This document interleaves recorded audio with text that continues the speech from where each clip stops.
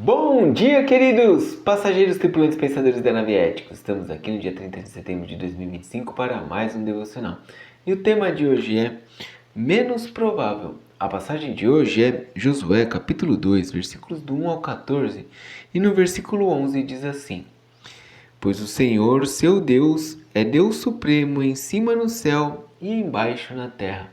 A reflexão de hoje é: você se sente em segundo plano? Qual a missão que Deus lhe deu? Oremos nesta passagem e nesta reflexão, irmãos. Amado Deus, Pai eterno e todo-poderoso, nós te louvamos e te agradecemos, pois tu és soberano e sabe de todas as coisas. Por isso lhe pedimos, Senhor, ajuda-nos a estarmos prontos para o teu chamado, para a nossa missão. Que prevaleça sempre a tua vontade para a honra e glória do teu nome, que eu oro e agradeço em nome de Jesus. Amém.